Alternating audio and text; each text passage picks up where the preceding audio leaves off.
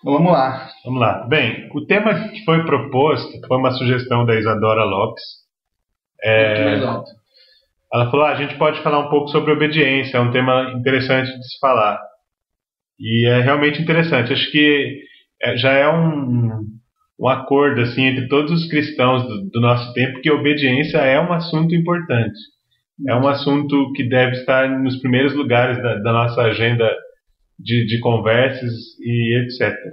Acho que existe um bom senso que diz que que o bom cristão ele precisa ser obediente, né? Uhum. Acho que isso é uma premissa fundamental do cristão e não tem como identificar no cristão sem obediência, né? Uhum.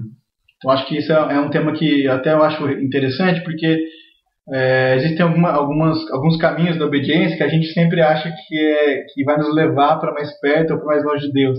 E é por isso que nosso tema de hoje é obediência, uma opção ou uma obrigação?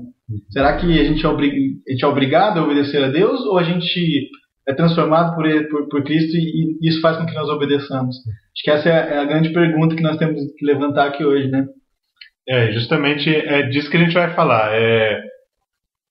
Todo mundo há um consenso de que obediência é importante, mas o interessante a se falar é que tipo de obediência. Ou para que serve a obediência, ou qual é a maneira certa de se obedecer. Existe uma maneira certa e qual é esta maneira certa? Então é isso que a gente pretende conversar. Eu queria ler um texto rapidinho, que é uma parábola que Jesus contou. Quem quiser abrir, está lá em Mateus 21. 21, vai do 28 até o 32. A parábola diz assim que Jesus está conversando com os fariseus e ele diz assim: o que vos parece? Um homem tinha 2 filhos. Ele chegou ao primeiro e disse: filho, vai hoje trabalhar na vinha. Ele respondeu: sim, senhor. Porém não foi. Dirigindo-se ao segundo, disse-lhe a mesma coisa. Mas este respondeu: não quero. E depois, arrependido, foi. Qual dos 2 fez a vontade do Pai? Eles responderam: o segundo. Então declarou-lhes Jesus: em verdade vos digo que publicanos e meretrizes os precedem no reino de Deus. Eu acho muito interessante essa abordagem que Jesus faz. Ele conta essa história justamente para os fariseus. E aqui nesse texto há uma verdade teológica muito grande por trás desse texto, né? Jesus está falando com os fariseus e ele está falando sobre a rebeldia de Israel. Acho que é importante a gente diferenciar quem são esses fariseus, né? Porque às vezes alguém não conhece o que é. Eu acho assim, os fariseus, quem eram esse povo? Os fariseus eram os judeus religiosos da época de Jesus, ou seja, eles seguiam aquilo, porque Jesus também era judeu, né? Então eles seguiam as ordens de Jesus, porém eles entravam em um contraste com a religião, porque eles eram pessoas que viviam de aparência, ou seja, eles professavam algo, uma religião, mas eles viviam de forma diferente, né? Como se fosse não, são os hipócritas, né? Uhum. Como Jesus vai diferenciar. E as meretrizes são prostitutas. Então, e os publicanos, que é dito no texto, eram pessoas que se vendiam para o Império Romano e cobravam impostos altíssimos dos judeus. Então, os publicanos eram vistos como traidores. Então, quando Jesus fala isso, né, que os publicanos e as meretrizes entrariam primeiro no reino dos céus do que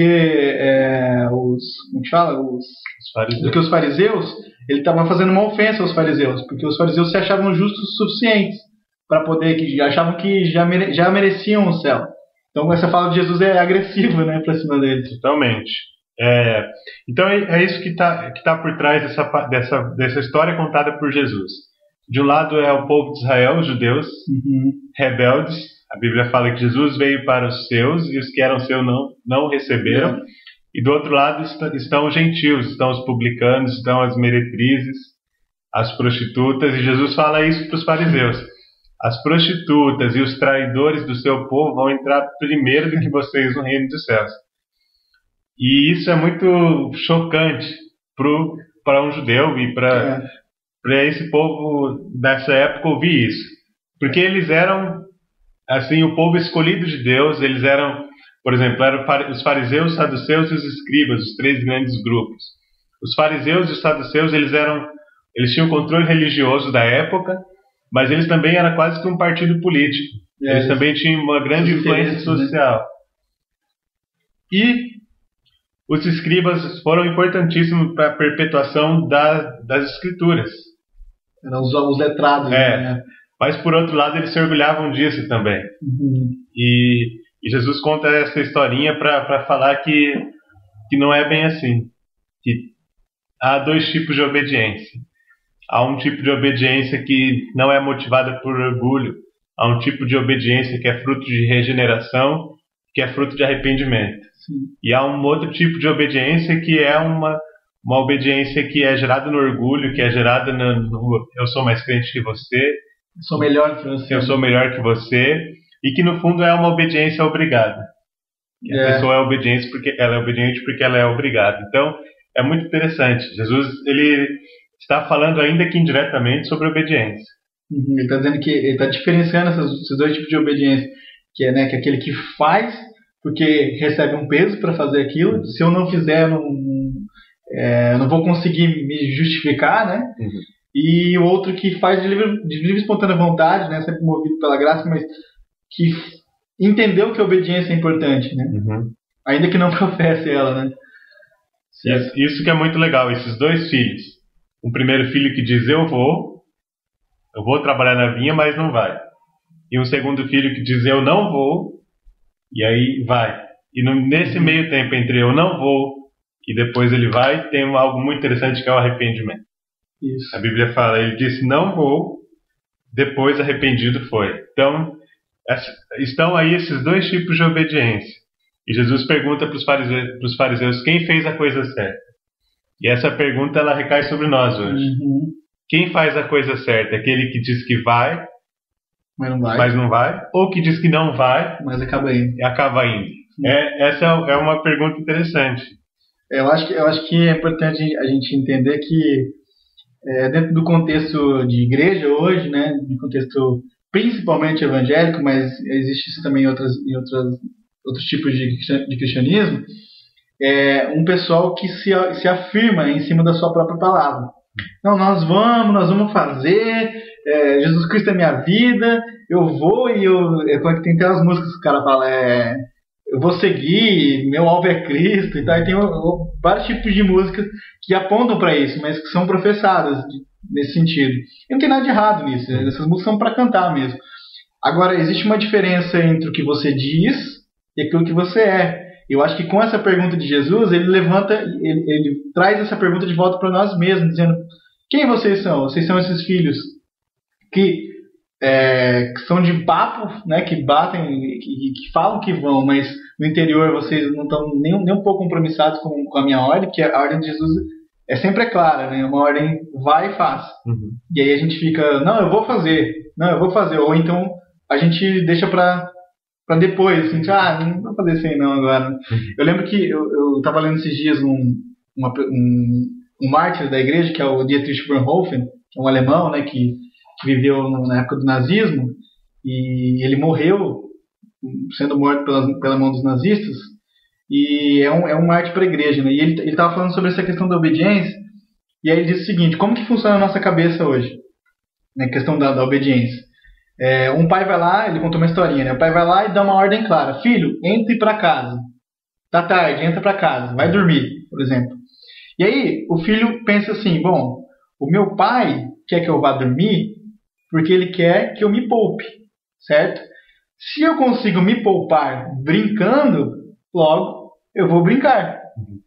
Então ele faz esse jogo, vamos chamar de argumentativo. Ele pega uma ordem clara do pai, transforma em algo que é bom para ele e vive tranquilo sobre isso. Ele diz, bom, se meu pai quer que eu descanse, eu posso descansar trabalhando, então eu vou continuar descansar brincando. Então eu posso continuar brincando. Entendeu? Então eu acho que exatamente esse tipo de argumentação que a gente faz com Deus. Quando Deus dá uma ordem clara, a gente sempre tenta criar algo ali em volta que acaba sendo bom para nós mesmos, né? E isso que Jesus vai combater quando ele diz assim, vocês falam e não fazem, entendeu? Porque vocês transformam em algo que é bom para vocês. Então acho que essa é a diferença que Cristo quer fazer, né? É isso aí. Então vamos fazer essa diferenciação entre essa obediência que diz que vai, mas não vai, e a obediência que diz que não vai e vai. Então vamos começar falando desse primeiro filho aqui, que fala que vai, mas não vai, que é uma obediência que eu chamo de obediência no impulso, que tem tudo a ver com um tipo de obediência que a gente tem oferecido para Deus hoje, que é uma obediência no impulso. Ela é fruto do oba-oba da religião. O famoso Maria vai com as outras. Ele vai surfando na onda dos outros. Ele vai onde a multidão está. É o fruto do oba-oba, vai no impulso. Então, se o ministro de louvor fala assim, diga assim, eu vou obedecer a Deus, daí você fala, eu vou obedecer a Deus, e é oba-oba. Ainda que isso não seja verdade, é potencial em você. Totalmente não é verdade. É fruto do impulso. A gente vai ver que o outro tipo de obediência é fruto do arrependimento. E aqui não, aqui é fruto do impulso. Se alguém falou que vai obedecer, e eu vou falar também. O Murilo está falando que vai obedecer, eu também vou. Porque é no impulso. Então Deus fala, obedeça, e eu falo, eu vou. Mas é simplesmente impulso, depois eu não vou. Quanta gente vivendo dentro desse contexto, né? De dizer assim para Deus, não, inclusive eu lembrei agora da história de Pedro, né? Quando Jesus fala para ele que ele vai negar ele 3 vezes, fala, Pedrão, daqui a um tempo você vai me negar 3 vezes. E aí ele olha para Jesus, o que ele fala para ele? Ele fala, não, Jesus, você está enganado. E eu vou te negar? Imagina que eu vou te negar. Eu vou estar com o Senhor até o final. Jesus, Pedro, você não sabe o que você está falando. Você vai me negar 3 vezes. Ele falou, não, imagina, eu, Jesus. Qualquer um aqui pode te negar. Eu, Jesus, eu não vou te negar. E acontece que ele nega a primeira vez, quando os guardas chegam e ameaçam, você conhece Jesus? E ele fala, não, imagina, não conheço Jesus. Talvez pelo medo, ou então por não querer atrelar o seu nome a Cristo, né? Com medo da morte. Ele pega e nega 3 vezes. E aí a Bíblia fala, quando ele cruza o olhar com o olhar de Jesus, eu não sei nem como descrever a cara que talvez Cristo tivesse feito, mas quando ele olha, diz que ele sente uma coisa ruim dentro dele, assim, porque ele reconheceu quem ele era, e que Jesus estava certo, ele ia negar. Então, esse orgulho, eu acho que é uma coisa extremamente perigosa, né? De dizer assim, não, meu Deus do céu, não quero nem, eu vou morrer com Cristo, né? Não vou até a morte, com Cristo eu vou. E aí fica uma verdade que é somente professada e não tem referência nenhuma na minha vida.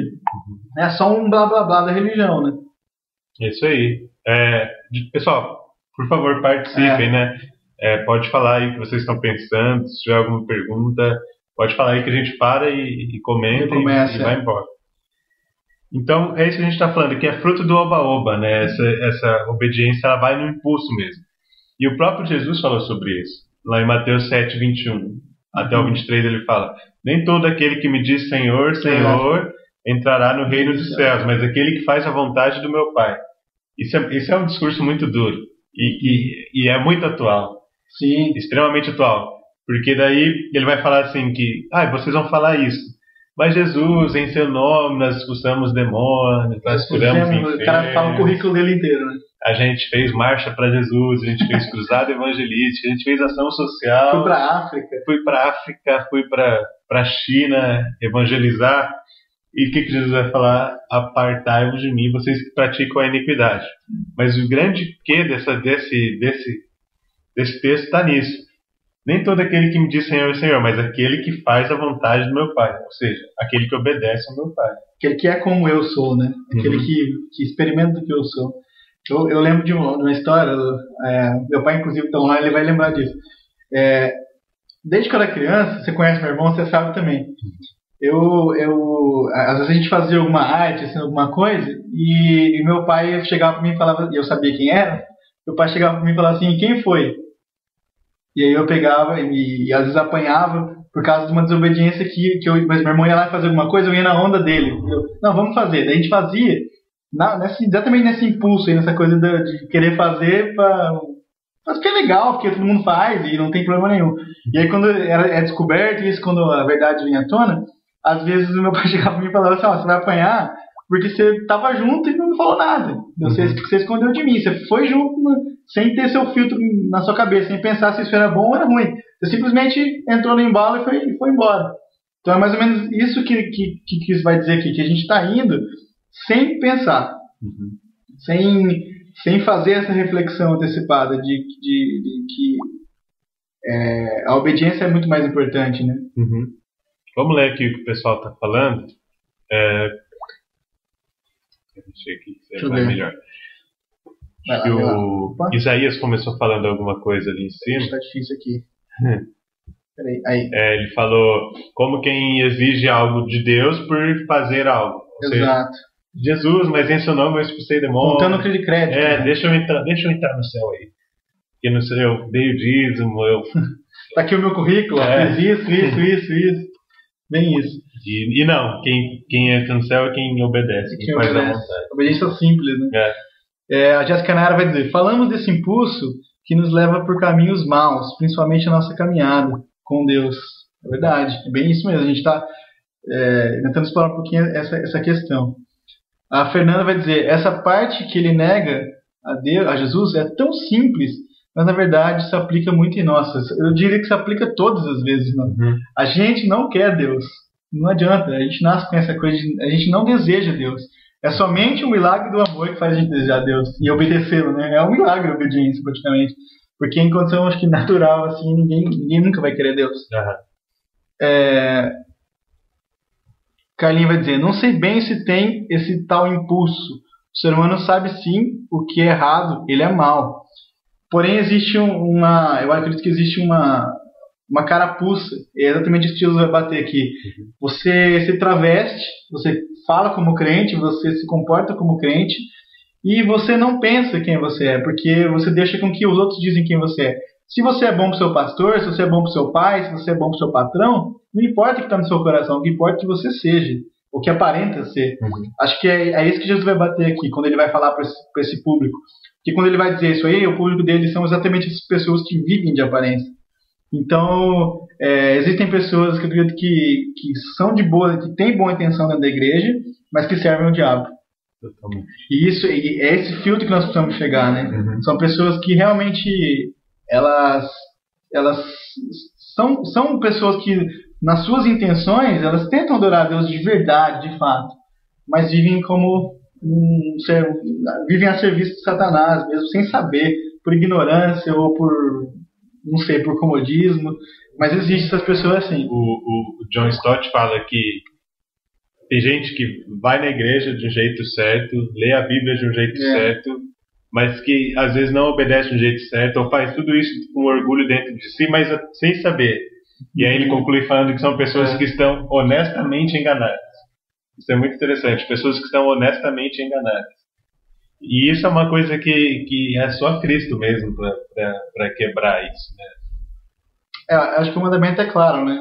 Em João 14,15, ele vai dizer assim: se vocês me amam, obedeçam os meus mandamentos. É uma ordem clara, né? Uhum. Aquele que não é que aquele que obedece vai amar, é aquele que me ama, que já está com o meu amor em você, obedeça, porque você já entendeu que isso é importante. Uhum. E, aliás, isso é um fator essencial para você, né? Quem mais está ali? Deixa eu ver. Deixa eu ver quem mais que está ali. Eu não estou vendo. Deixa eu ver. Peraí que eu perdi as lugares. A Fernanda. A Fernanda aqui. Fernanda Jardelina. Não só na parte... Só na parte de, tipo, negar quando alguém pergunta: você é cristão? Mas também quando a gente nega a ele de modo simples. Exatamente. Como, por exemplo, não vou ler a Bíblia agora. Exatamente. Esse eu acho que é um fator mais prático, assim. Você não precisa sofrer o que, por exemplo, o Dietrich Bonhoeffer, esse cara, sofreu, que é ser agredido fisicamente para dizer: não, eu vou sustentar aquilo que eu digo que eu sou. Né? Às vezes, com um ato simples, você já acaba negando a Cristo. Né? Isso é uma coisa...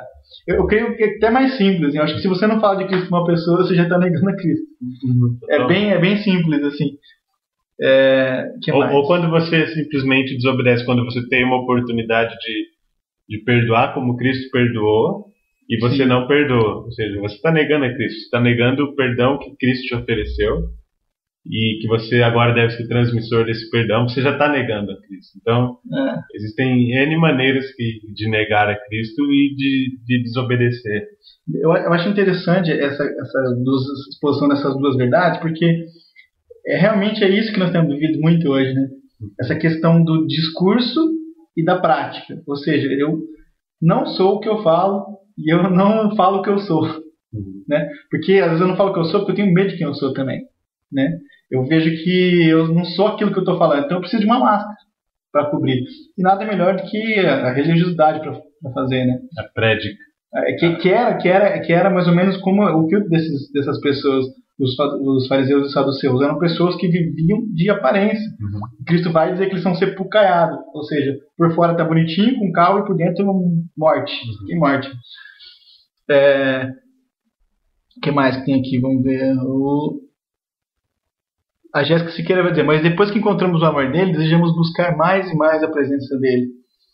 Sim, de fato. Aqueles que realmente o encontraram o amor dele, e aí que tá, acho que a chave para a gente entender o que é. O que é encontrar o amor de Deus? É viver segundo Cristo. Não é simplesmente professá-lo, ir lá na frente e fazer aquela oração de apelo, né? Vai lá na frente. Isso não quer dizer nada a seu respeito. É isso que Jesus vai quebrar aqui. Vai dizer: você, não importa quem você diz que você é, desde que você seja. Você é igual a mim. Se Deus está em mim, você está em mim, você é eu. As minhas mãos são as mãos de Cristo. A minha boca é a boca de Cristo. Então acho que entender este amor vai além do que professar este amor. Também é um problema. Igual eu estava falando aqui agora há pouco do Pedro. Pedro disse para Jesus que não faria, mas na hora H ele fez. E não tem nada de errado com o que Pedro fez. Qualquer um faria o que ele fez. Você entende? Mesmo ele amando a Cristo. Até que depois ele vai tentar defender a Cristo. Quando os guardas chegam para prender, ele vai tentar defender a Cristo em amor a pessoa de Cristo. Então acho que amar a Cristo é entender quem ele é. E não amá-lo dizendo assim: não, eu gosto do que Cristo me oferece. Acho que existe essa pequena diferencinha. Vou falar mais uma coisa aí? Não, pode. Vamos continuar lendo. Vamos continuar lendo só para a gente conseguir aqui, dar tempo. Leonardo do Carmo. Temos a obrigação de obedecer a Deus, mas desobedecer, isso dá uma culpa que dói na alma. A culpa também é um fator que é um pouco complicado também, a gente poder eu acho que a gente vai chegar no final aqui do estudo e a gente vai ver que o que dá a culpa, o que faz a gente ter essa culpa que dói na alma, é encarar a obediência como uma obrigação. É você criar uma estima do que você é e depois descobrir que se frustrar que você não é aquilo que você tinha estimado que você era. Acho que isso que gera a culpa. A gente vai chegar lá. Fica aqui com a gente, Leonardo, que a gente vai chegar lá. Mas é isso, a gente encarar a obediência como uma obrigação, a gente vai sempre, toda vez que a gente desobedecer, a gente vai ter essa culpa que dói na alma.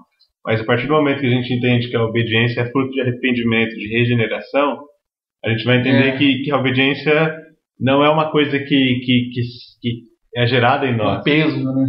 É algo que alguém está falando ali embaixo, que a obediência é a mão de Deus em nós.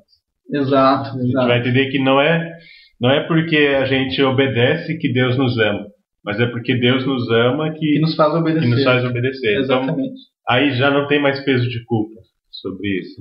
Isso descreve, de fato, o público a quem Jesus estava referindo. Exatamente. Os fariseus eram essas pessoas que viviam de aparência e que fazem referência nos dias de hoje.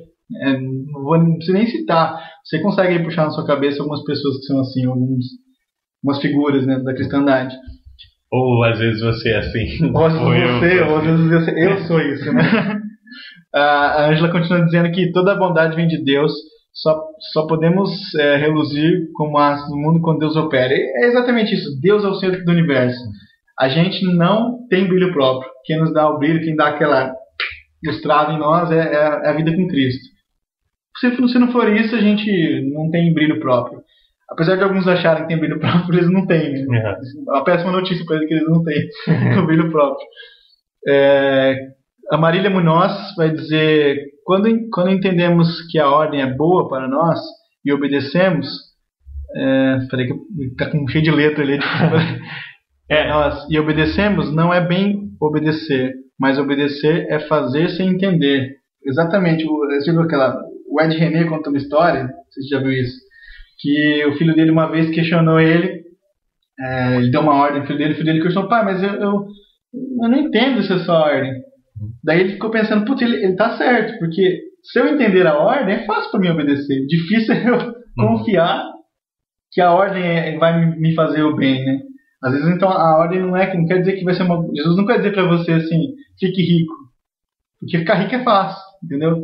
Ele vai dizer assim, dou aos pobres, que isso realmente é difícil. Então, acho que a obediência de Cristo é um desafio, mas é possível. Que às vezes a gente coloca como uma utopia, mas é possível. É possível obedecer a Cristo, quando você está transformado. Eu digo sempre que a utopia é realizável. Dentro do reino de Deus é realizável, né? Acho que você ama, você obedece, e é bem aquele versículo que vocês leram. Se você ama, então obedeça os meus mandamentos. É uma ordem clara de Cristo, né? O cristão de hoje deveria buscar mais santidade, diz a Maria Isabela.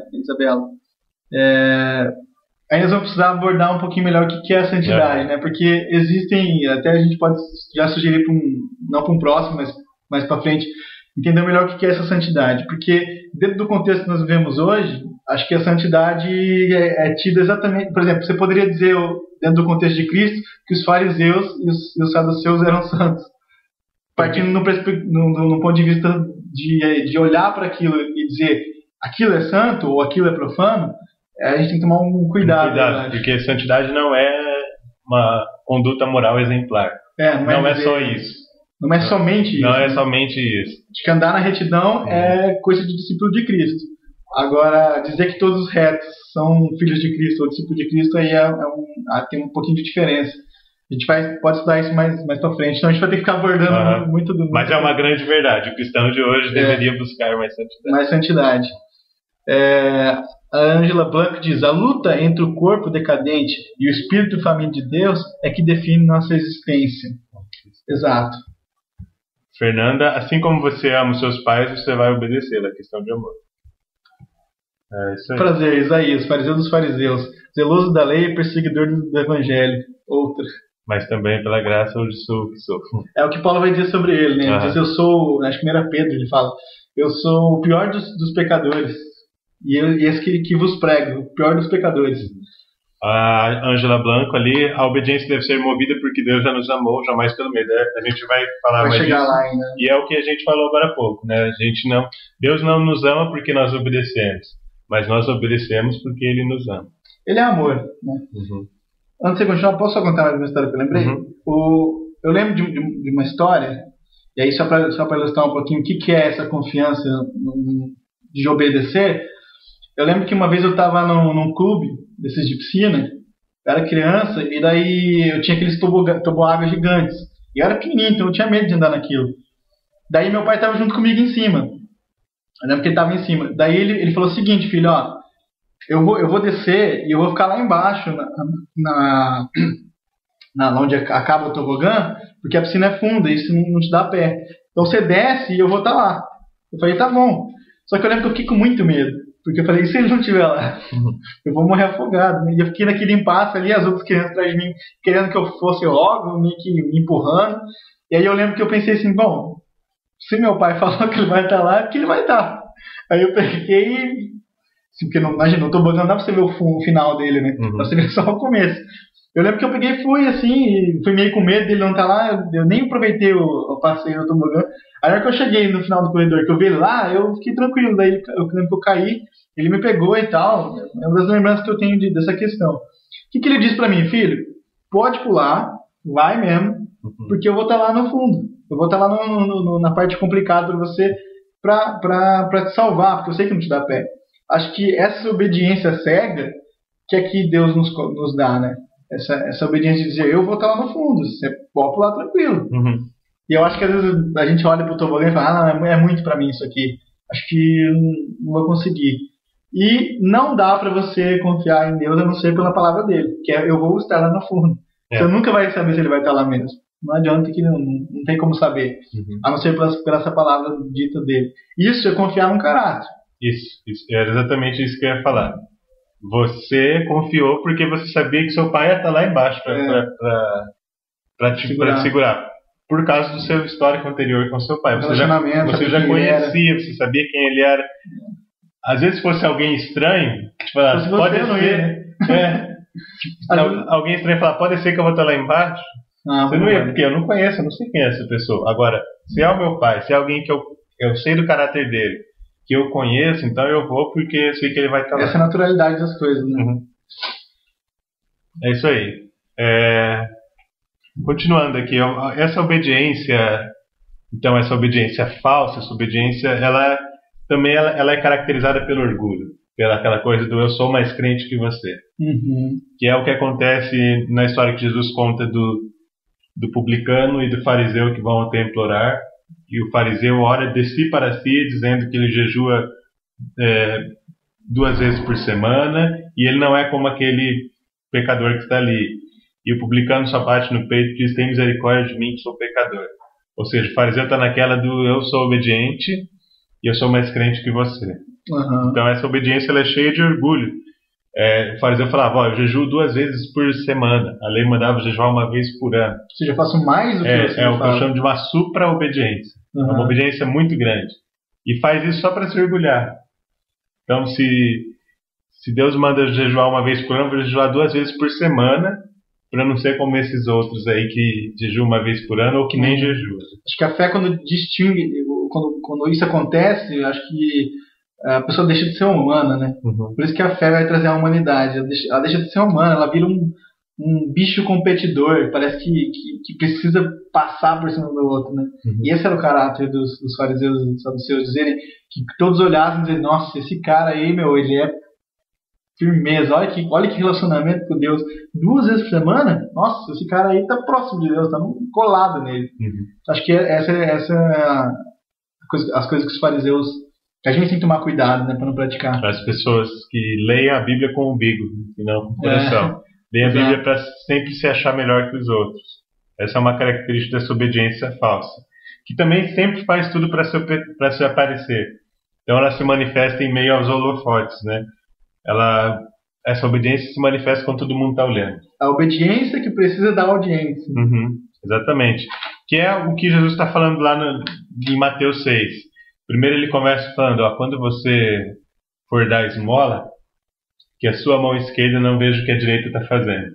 Ou seja, você não precisa dar esmola para se mostrar para os outros. Aí passa um pouquinho e ele fala: e quando você jejuar, você lava o rosto, você não precisa mostrar para todo mundo que você está jejuando. E quando você orar, você não precisa orar na esquina, você pode entrar no seu quarto, fechar a porta e orar. Ou seja, Jesus não curte quem faz as coisas para se aparecer. Ele não está afim de audiência, né? Ele está afim de verdade. Quem obedece para se aparecer não era assim muito tipo de Jesus. Aliás, era o que ele mais gostava de descer o reino, né? E o fato é que as pessoas que são obedientes, assim, têm essa obediência simples, elas vão ser observadas obedecendo a Deus. Então, a verdade é que você ser visto obedecendo não é errado. Agora, você obedecer para ser visto, aí já não está certo. Aí é uma linhazinha bem fininha, né? Então, você vai ser visto obedecendo, mas a partir do momento que você está obedecendo só porque alguém está te vendo, aí já não é uma obediência simples e verdadeira, mas é uma obediência falsa e cheia de orgulho. Eu acho que o mais interessante também é que o que demonstra que essas pessoas não conhecem a Deus é que elas pensam estar enganando Deus. Ou seja, para eu achar que eu estou enganando Deus, é porque eu não conheço Ele mesmo, né? Porque dizer assim, por exemplo, esse exemplo do fariseu, né, que jejuava 2 vezes para se mostrar, para falar que era melhor. Esse cara, ele não sabe quem é Deus e que Deus sonda o coração.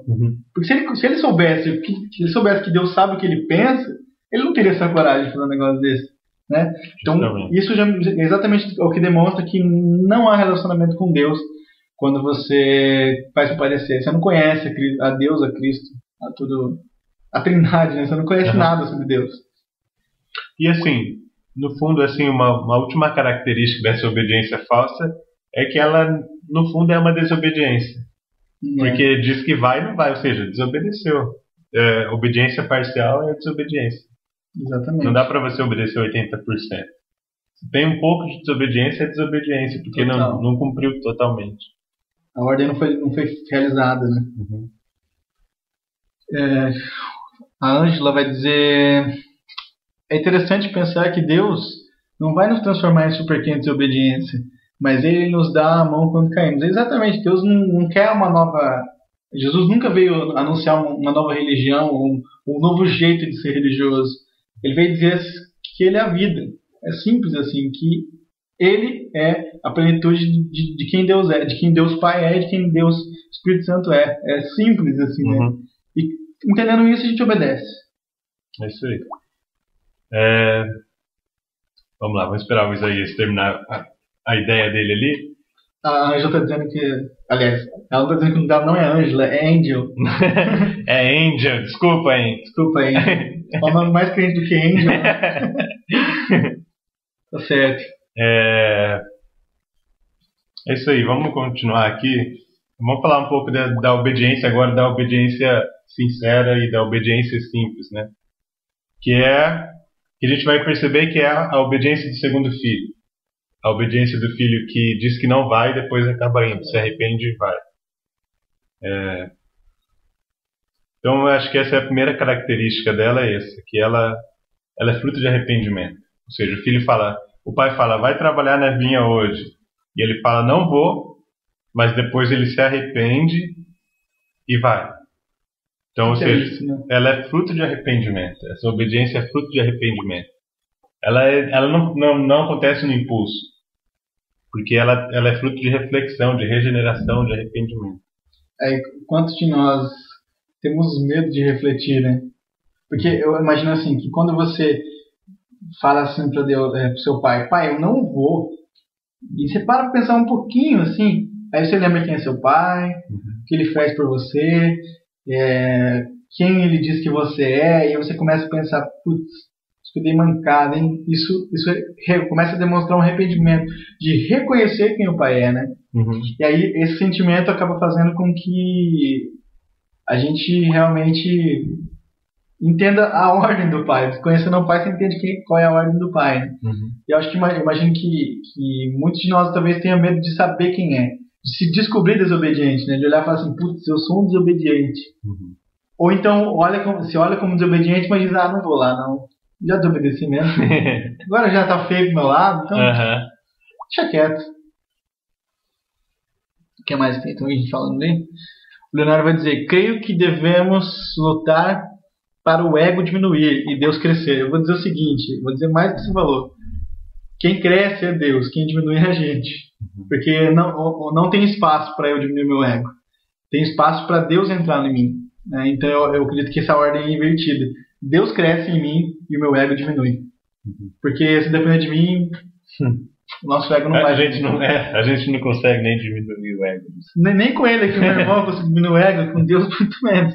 Então acho que essa ordem é invertida. Deus crescendo em nós não tem espaço para mim. Você entende? Eu acho que só tem espaço para mim quando não tem espaço para Deus. Quando Deus não está em mim, tem espaço para mim. Né? Eu vou ler aqui, a Carlinha fez uma pergunta. Certa vez eu estava em uma situação na qual não queria obedecer a Deus, mas eu sabia que a vontade dele era perfeita, então eu, muito racional, obedeci obrigado, literalmente. O que você pensa sobre isso? Sendo que a obediência naquela situação mudou o rumo da minha vida. Eu acho que as ordens de Deus para nós são ordens claras. Se produz vida, a obediência produz vida, é algo que é sadio.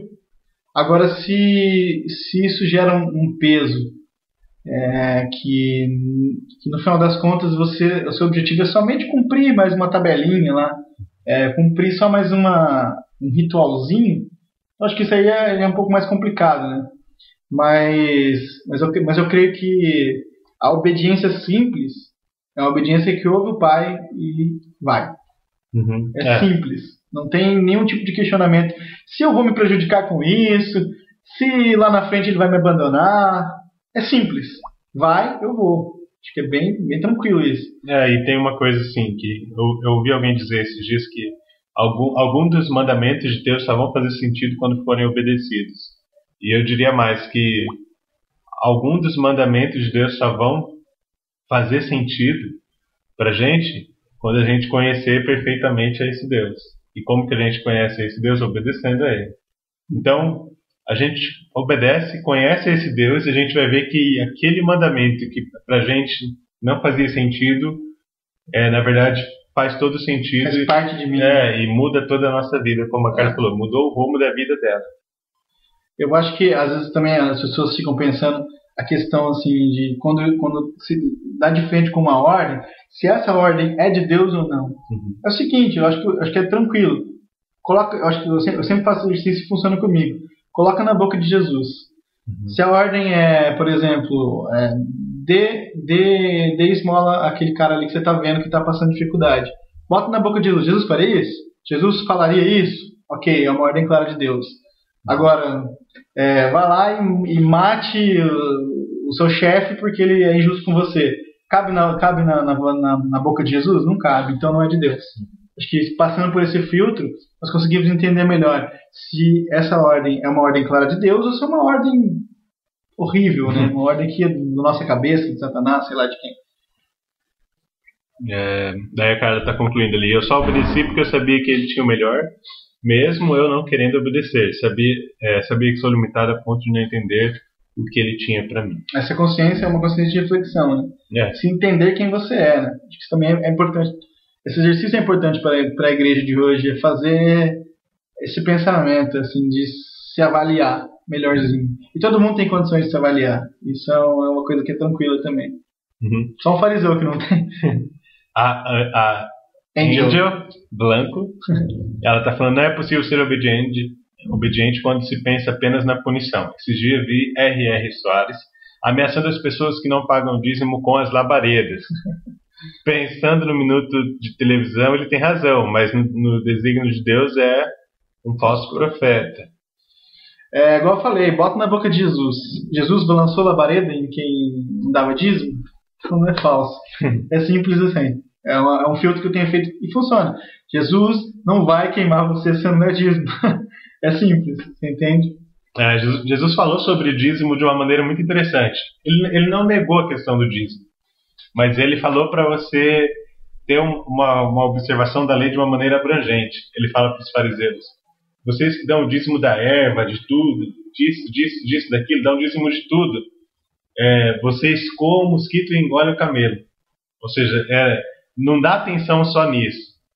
Ou não é só quem não dá o dízimo que vai queimar na labareda. Exato. Tem muitas outras coisas acontecendo que precisam da atenção de vocês. Então, ele nunca veio negar a lei, né? Ele disse que ele veio cumprir a lei. Porque ele é o cumprimento da lei. Jesus é o cumprimento da lei. Mas é isso.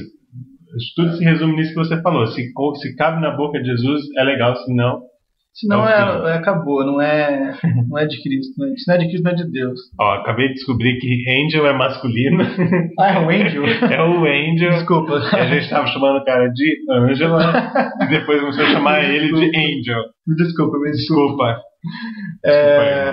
Que mais que tem ali? Vamos ver. A Carlinha já foi esse da Carlinha, né? Que tinha melhor pra mim, certo?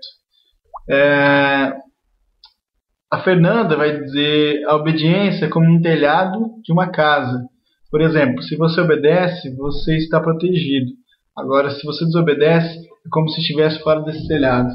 Exatamente isso. A obediência produz vida. É simples assim. A desobediência produz morte. Se você desobedecer o seu pai, é bem provável que você vá ter complicações aí pela frente. Você entende? Não que seu pai tenha toda a razão, falando seu pai físico, né? Não que ele tenha toda a razão, mas sem dúvida ele passou por algo parecido com aquilo e ele tem algo a te dizer sobre isso. Se ele tiver errado no final, ele continua sendo seu pai. Esse é um filme interessante que a gente precisa entender também, né? Que às vezes, quando a gente está numa fase, principalmente adolescente, né? A gente imagina que nossos pais são loucos e nós somos o dono da razão, porque afinal de contas o tempo dele já passou e nós estamos entrando no mundo agora, né? Então é bem isso. Quando você está fora da obediência, você fica desprotegido. Isso não quer dizer que Deus vai pesar a mão sobre você, tá? É só para distinguir isso. Porque às vezes alguém pensa assim, então quer dizer que eu tenho que ser reto, justo, assim, do ponto de vista fariseu, né? Tem que ser reto, justo, senão, meu Deus, a desgraça vai acontecer na minha vida. Não, você tem que ser obediente, primeiro porque é um mandamento, segundo porque é isso que vai te tornar digno. É isso que vai trazer a sua dignidade, né? Que é fruto de arrependimento. Então, sim, se você se arrependeu, a obediência é o próximo passo, né? O John Stott fala isso também, que a obediência é o próximo passo após o arrependimento. Então, se o arrependimento é genuíno, é arrependimento que é causado pelo Espírito Santo, então o próximo passo é a obediência. É simples, né? São etapas. Isaías, a questão toda, quando temos as ordens de Deus, é que simplesmente por nos amar incondicionalmente. Ele quer que tenhamos uma boa vida. É isso, Deus quer nos resgatar aquilo que nós somos. Se você está indo por um caminho estranho, Deus quer te trazer de volta para o caminho dele. É isso. Às vezes a gente fica trazendo teologias enormes, mas é isso. Deus quer trazer no caminho dele. Ele nunca quis outra coisa senão isso. Ele quer pegar o Murilo e transformar o Murilo no Cristo. Porque Cristo foi o único que viveu no caminho de Deus. Né? Foi o único que obedeceu a Deus, o único que fez a vontade de Deus. Então o objetivo de Deus é pegar todo mundo e transformar num pequeno Cristo. É isso que fala Romanos 8:28. Todas as coisas cooperam para o bem daqueles que amam a Deus. Aí todo mundo acha que, nossa, tudo vai dar certo na minha vida. Não, o que é esse bem? A resposta desse bem está no próximo versículo 29. Daqueles que são chamados segundo o seu propósito. Portanto, aqueles que predestinou, aqueles que ele conheceu, também os predestinou para serem conformes à imagem de Cristo. Ou seja, o que é o bem? É a conformidade com Cristo. O bem é ser mais parecido com Cristo. Lá em Romanos 5, por exemplo, vai dizer assim: logo assim, como por meio da desobediência de um só homem, muitos foram feitos pecadores. Eu colocaria todos, né, no lugar do muito aqui. Assim, também por meio da obediência de um único homem, muitos foram feitos justos. Exatamente essa coisa. Nós somos injustos, nós somos desobedientes e sempre vamos ser desobedientes. Mas Cristo, que nos justifica, morreu por causa dessa obediência que quando ele fala isso, se refere à cruz, né? Quando Cristo ter obedecido ao Pai e ter ido para a cruz, essa coisa acabou. Jesus já acabou com isso. Nós somos ressurretos e justificados. Isso não quer dizer que você não vai errar. Quer dizer que Cristo já pagou pelo que você fez. É isso aí. Vamos ver aqui o que estão falando. O anjo. O anjo. Não vamos sacar um saldo no último dia em função de nossa performance, mas nosso coração será lido no último dia. Se nosso coração refletir Cristo, quebrantado, humilde, abraçaremos a Deus e nossas lágrimas serão enxugadas. E o Isaías está falando: às vezes obedecemos pensando que é para benefício de Deus, enquanto na verdade é para nós mesmos. Deus não está chateado com você. Acho que isso é importante a gente entender também. Deus não se decepciona com você simplesmente porque ele nunca esperou nada de você, no sentido do ponto de vista performático, como ele colocou ali. Deus não está esperando uma performance religiosa de você. Jesus vai combater isso nesse texto. Ele está simplesmente oferecendo uma nova vida. Acho que a gente fica pensando muito na questão teológica e não entende o básico, né? Que é isso, Deus só quer transformar a vida das pessoas. Ele não quer colocar uma nova lei sobre o seu peso, sobre o seu corpo, um peso sobre o seu corpo. Ele só quer que você seja de novo quem ele te criou para ser. É simples. Sem essa pira assim de que Deus quer que eu seja perfeito, né? Deus não quer que você seja perfeito do ponto de vista moral, né? Você não tem que ser uma pessoa que nunca é 100% perfeita. Mas existe uma perfeição para nós. Então, essa perfeição é eu tirar a minha roupa de Luciano e colocar a minha roupa de Cristo. Porque Cristo é perfeito. Deus olha para o mundo e vê um monte de gente imperfeita e Cristo. Ele não vê assim algumas pessoas que são mais ou menos, outras que são ruins. Não, é todo mundo imperfeito e Cristo. Acho que Deus vem nos oferecer por meio de Cristo não é a perfeição, é a integridade. Acho que existe essa diferença. A perfeição é somente Cristo. A integridade é a característica do justificado, do que nasceu de novo. Acho que isso diferencia muita coisa, né? Porque a gente busca a perfeição. E a perfeição não pode ser atingida. O que pode ser atingido é dizer assim, o meu alvo é Cristo e ele de fato ser. Essa integridade que Cristo tinha, nós precisamos buscar para nós, né? Essa é a diferença entre a religião e o evangelho. É simples assim. A religião te coloca num patamar de selecionados e para você se manter lá você precisa desempenhar, né? E o evangelho te aceita como você é, te dignificando, ou seja, tirando você do lugar ruim do pecado e te colocando num lugar digno de filho de Deus. É simples. É simplesmente simples. É fácil. A Fernanda vai dizer: acho que Isaías 55:9 resume bem isso, em relação a reconhecer que Deus sabe o que é o melhor. Romanos, Deus, a vontade de Deus é boa, perfeita e agradável. Ponto final. Hoje eu entendo isso, mas o quanto tenho visto pessoas cobrando espiritualidade dos outros. É o que Jesus vai bater aqui, né? Já falamos sobre isso. Jesus vai bater nessa espiritualidade de fora. Nós precisamos parecer espirituais. Jesus desce a lenha nesse povo aí. O Andy vai dizer: acho que Deus ama cada um de nós individualmente, entende as nossas fraquezas, são nelas que somos fortalecidos. É a fala de Paulo, é bem isso mesmo. E caminhamos para Deus, apenas Ele é o horizonte. Infelizmente, para a religião, se não há performance, fruto de arrependimento, você está fora. É isso mesmo, os caras te põem para fora. Acho que põe pra fora literalmente. Né? Se não te põe pra fora da igreja, te põe fora da panelinha ali dos obedientes. Você pode continuar na igreja, mas você vai estar no banco lá em disciplina. Só pra voltar nessa questão da perfeição, algum tempo atrás eu escrevi um texto lá no Minha Vida Cristã, fazer a propaganda, que ele chama assim: por que você precisa ser perfeito? Que vai contrariar essa ideia da religiosidade, que as pessoas precisam ser perfeitas. Porque muita gente pega e fala, mas em Mateus 5,48, Jesus fala, sejam perfeitos como o vosso Pai é perfeito. Eu diria que esse texto aí ele foi mal traduzido da língua grega para a língua portuguesa. Porque a palavra grega usada nesse texto é teleios, a palavra para perfeição.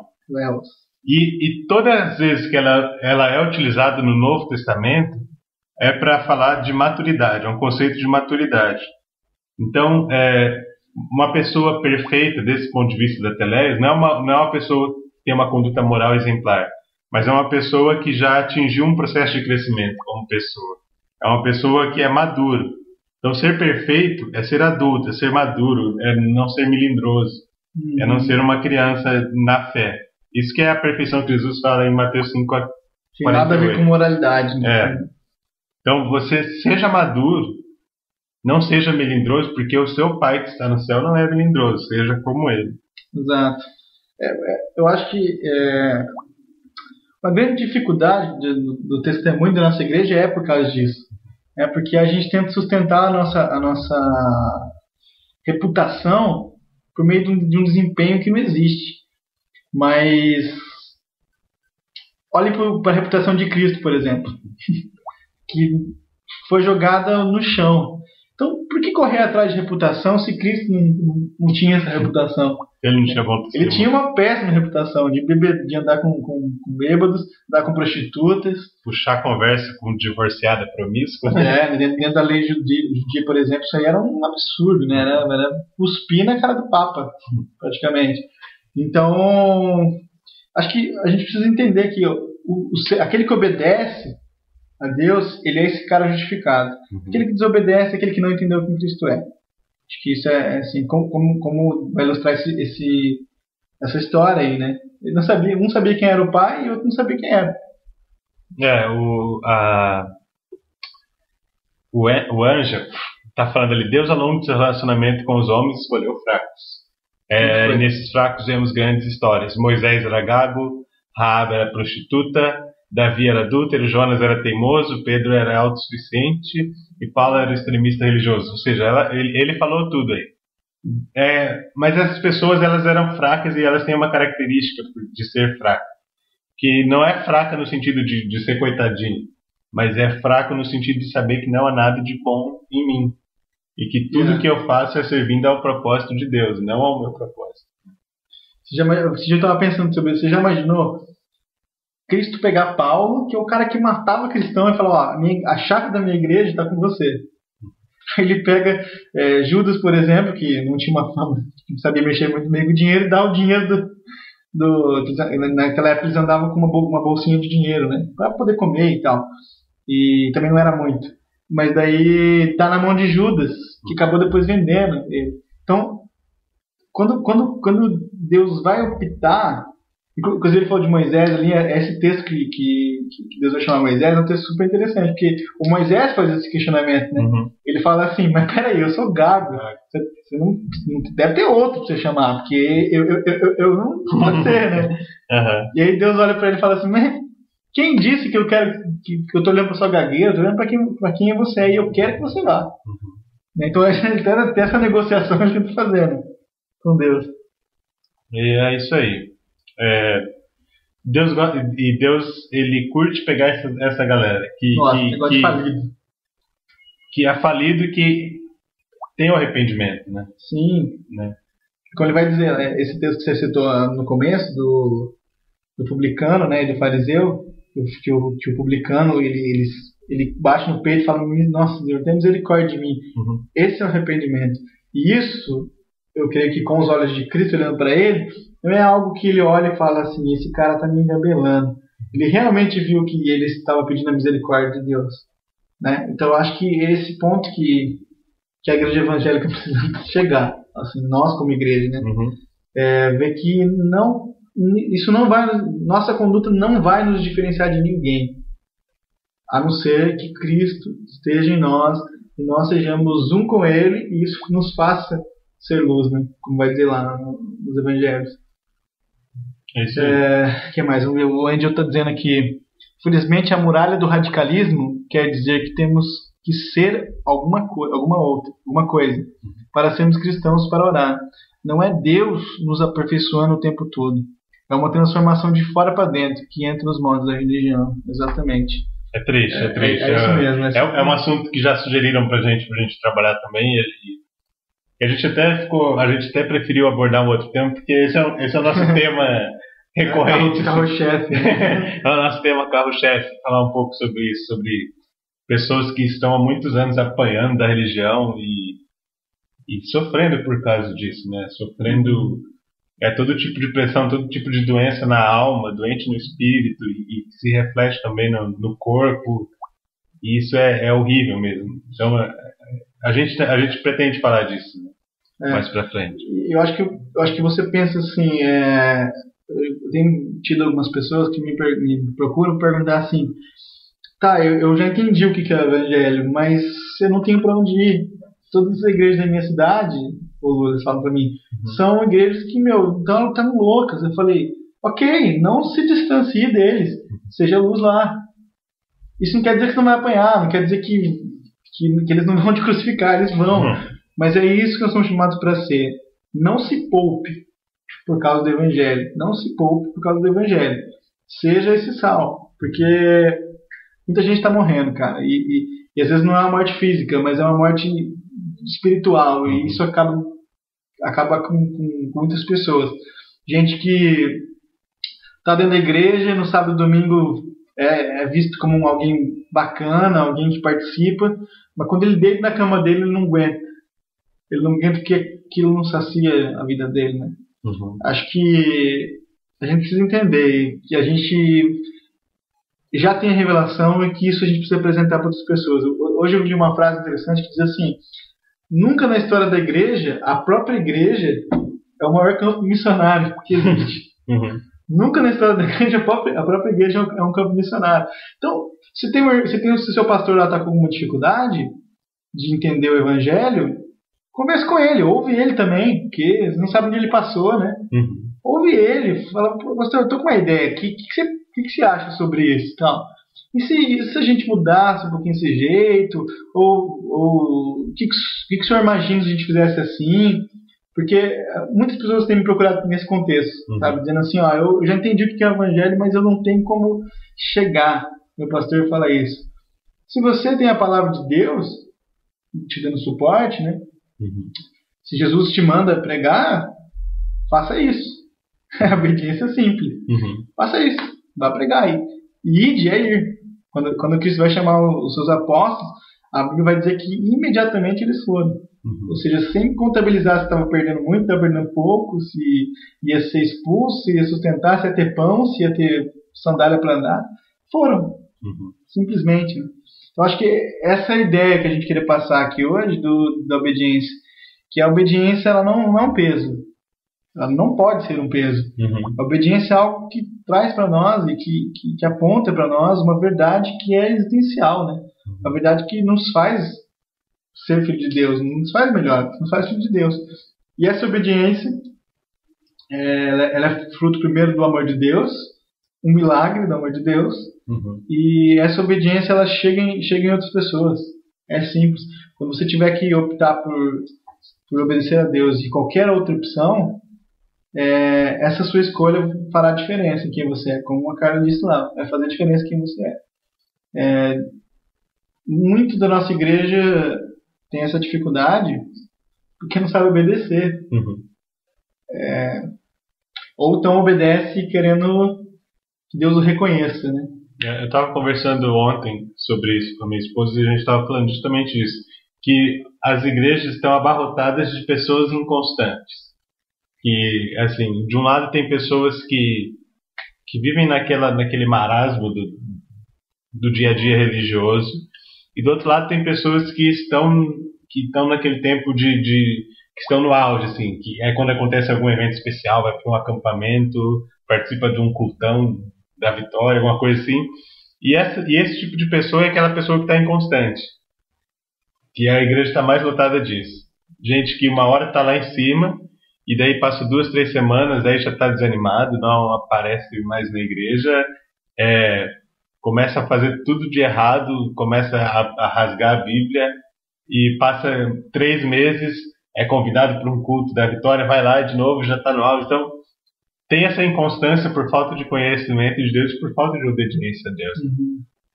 A Bíblia fala que o povo perece por falta de conhecimento. Então, a gente está buscando muito do sobrenatural para ser perfeito, para ser exemplo, entre aspas, para os outros, mas que na verdade está orando de si para si, buscando sua glória para si, e que por isso é inconstante. Essa inconstância é fruto dessa obediência falida, dessa obediência no impulso também. Aí o pessoal tá doente. Eu tenho cruzado com muitas pessoas doentes que estão nesse joguinho de obedecer para ser, ou então de desobediência total. Assim, tudo bem que Cristo me salvou, mas isso não quer dizer nada para minha vida. É como se ele dissesse isso. Cristo me salvou, beleza, ele faz o que ele fez o que fez, mas isso não reflete nada da minha vida. Afinal de contas, ele já fez mesmo, já está tudo feito. Então, não preciso mais dizer quem eu sou, né?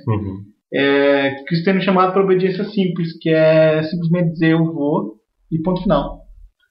Vem, filho, vamos. É assim. Vocês querem me fazer alguma pergunta, fazer mais algumas colocações? A gente vai encerrando também. Mas se vocês quiserem perguntar, participar aí, nós vamos deixar um tempo livre para a galera. Por favor, né? Por favor, se vocês puderem participar, né? Participem e também pode sugerir temas também, né? Acho que tema tem um monte. Na nossa cabeça, a gente tem milhões de temas, né? A gente passa o dia conversando, tem esse tema também que dá para ser, tem esse, tem aquele, mas é legal ouvir as pessoas que estão participando também. Quais são as... Entender que a gente pode aprender junto também. O Andy vai dizer: o amor de Deus, em minha perspectiva, não deve ter fronteiras, pois mesmo sem apresentar nenhum saldo de santidade, temos que continuar crendo, mesmo que o nosso tropeço, mesmo que a nossa obediência, tem que crer que Deus foi obediente, foi fiel e nos salvou. Essa é uma verdade que precisa estar no nosso coração. É a verdade da graça, né? No final. E falar da graça também, não baratear a graça, né? Falar da graça como uma bênção de Deus sobre as nossas vidas, mas não um agente transformador de alma. Mas não um colchão para eu cair toda vez que eu saltar. Mas sim, como você falou, um agente transformador de alma. Não baratear a graça como algo assim. Sim. O Leonardo do Carmo: esse detalhe da inconstância é algo importante de ser observado. Acho que eu fiz essa observação e a gente está cheio disso, tá? Não acha que é o cara da TV que faz isso, não, porque aqui na sua casa aí deve ter um ajuntamento que é parecido com isso, tem essa mentalidade. É a igreja da maioria, a gente vai enfrentar isso, não tem jeito. E que eu costumo falar uma frase que vem a calhar aqui agora, que diz assim: deixe que o trigo ande no meio do joio, que daí ele vai conseguir ver a naturalidade das suas folhas. Então deixa o trigo andar. Não tem como ficar sem joio, não tem como ficar sem trigo. Eles vão estar misturados, mas o trigo vai sobressair no sentido de expressar sua naturalidade, que vem de Deus, né? Acho legal falar sobre jejum, essas coisas relacionadas. É legal, acho que a gente poderia abordar um pouquinho mais. É que existem vários tipos de jejuns, né? Também é um assunto legal de falar também, assim como santidade. Alguém falou de santidade ali atrás e a gente pegar e ver o que a Bíblia realmente fala sobre isso e não ficar nos clichês religiosos, em coisas que estão sendo passadas há anos aí e que se você vai ler a Bíblia nem é aquilo que realmente fala. Acho que a santidade é um caso clássico disso. A santidade também sempre foi referência de idoneidade moral. Sempre foi isso. A Igreja sempre falou isso. Desde a católica, é assim. Você não beber, né? Você não fumar, você não fazer sexo antes do casamento e você não andar com gente ruim. Isso se você faz isso, pronto. Se você não faz essas coisas, você já está no céu. Então, é isso que eles dizem. Santidade não é bem isso. Bem isso mesmo. Sinto isso mesmo, uma igreja, corpo morno, quase frio, quase morto. Eu acho que a gente tem que também tomar um certo cuidado de falar da igreja. Com uma distância. Porque nós somos a igreja. E tem outra coisa também, que quando a gente fala de igreja, a gente está falando de igreja com I minúsculo e não igreja com I maiúsculo. Eu faço essa distinção porque a igreja com I maiúsculo é a igreja de Jesus Cristo. E a igreja é uma instituição divina. A igreja com I maiúsculo, que é o corpo de Cristo reunido na terra. A igreja com I minúsculo é a instituição humana, que a gente criou para se reunir no final de semana para cantar e adorar a Deus em conjunto. Então a gente também tem que tomar esse certo cuidado de não falar mal da igreja por esporte. Mas se for falar mal da igreja I minúsculo, e que de fato somos nós também, né? E que nem tudo é ruim dentro dessa igreja com I minúsculo. Se por um lado a igreja de Jesus Cristo tudo é bom, né? E a Bíblia fala que ela vai se apresentar diante de Cristo sem mácula e sem rugas e que as portas do inferno não vão prevalecer contra ela. Por outro lado, nem tudo é ruim dentro da igreja com I minúsculo. A gente precisa se organizar mesmo. A gente precisa ter um tempo para pregação, um tempo para música, um tempo para oferta, porque senão a gente vai ficar lá a vida toda. Então, nem tudo é ruim, e a gente faz parte disso. Então, quando a gente está criticando, é uma auto-reflexão. A gente está se criticando também e pensando o que a gente pode fazer para melhorar. Acho que se entender parte disso, né? E eu acho que, aproveitando ainda o tema, essa questão da obediência é uma questão de perceber isso, né? Se Deus mandou a gente trazer a novidade de vida para as pessoas, é isso que nós temos que fazer.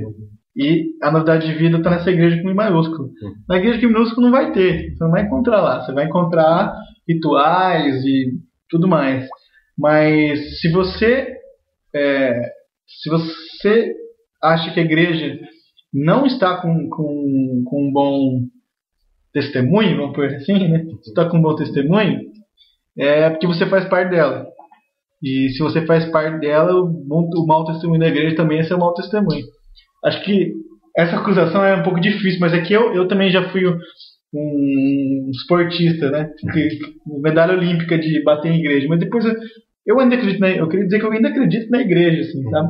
Como instituição, mas como uma instituição de Deus, porque qualquer relacionamento com o ser humano é uma instituição. Né? Se eu sou amigo do Lula, porque isso aqui é uma instituição, nós nos organizamos, nós temos os nossos, por exemplo, eu não vou dar um soco na cara dele, então nós temos as nossas regras e isso é saudável.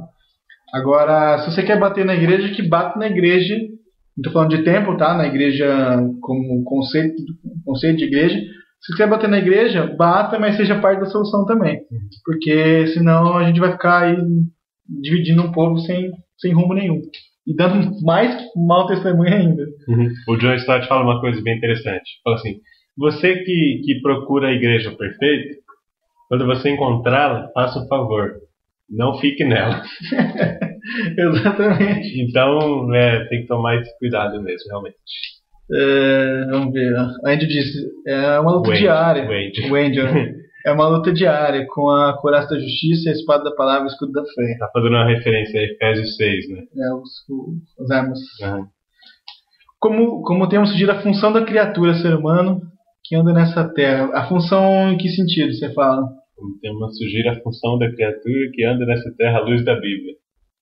Qual é a função dos cristãos? Não, é ser como Cristo, né? Tem Cristo como referência. Acho que simplesmente. O Angel diz: espero que esteja sempre pronto para obedecer em amor. Gente falida? Estão no lugar certo. Acho que Deus não desiste. Deus é amor e Ele não vai desistir. Ainda que você queira desistir, Ele não vai desistir de você. Seja quem você for. É isso aí. Vamos encerrar?